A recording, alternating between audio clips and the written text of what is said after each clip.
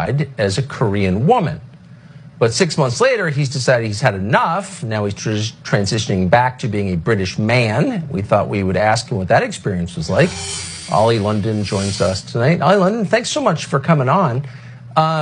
So why did you decide to become a Korean woman? Who told you that was possible? So obviously I've had a difficult time with my gender identity struggles. I was never unhappy with how I looked. So I started changing, I started dressing as a Korean woman, and I realized that was a big mistake and I just want to be a boy. But you know, is it any wonder people like me and young people want to change their gender when we have the normalization of this in our schools in this country?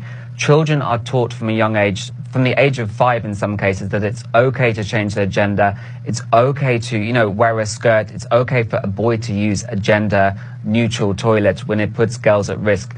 This is the new norm, and schools are teaching about toxic masculinity. They're eroding the alpha male. The alpha straight male has been eroded. You know, Tucker, what happened years ago when kids used to go to school, they used to idolize Superman and astronauts. Now kids are being pushed this radical ideology. They're taught to idolize weak men like Harry Styles, weak politicians like Beto O'Rourke. Why is this happening, you know? And is it any wonder people like me fall victim to this, that I had all this surgery, I tried to change because, you know, I kind of fell victim to this mentality. I'm an adult, but you know, these kids can't make these decisions on their own. They're being pushed this radical agenda, and I'm grateful that I've come out the other side. I'm grateful I found God, but you know, I want to speak up for these kids that are confused with their gender. A lot of kids have gender dysphoria, and you know, that wasn't a thing 20 years ago, Tucker. This is what's being taught in the school system. May I ask you a question? And I'm not mocking you at all. It's a sincere question. Did it make you happier? Did you feel when you, quote, transitioned and started living as something that you weren't, did you feel like you were that thing, and were you at peace inside? You know, I've never really found happiness until recently.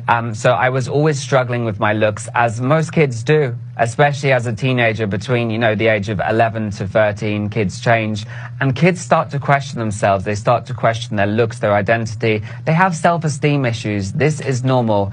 I used to really hate the way I looked, so I thought having all this surgery, trying to become a girl, dressing as a girl, trying to be more feminine, I thought that would make me happy. I've realized that was a big mistake, and I feel like, you know, if I was born 40 years ago, I wouldn't have done this. It's what the woke culture is pushing these days, what we see on TikTok. It's the new normal, and this is so wrong. It's really affecting kids, and the school boards have a lot to answer for with this.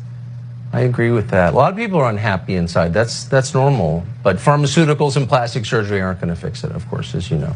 Ollie London, great to see you tonight. Thank you. Thank you, Tucker.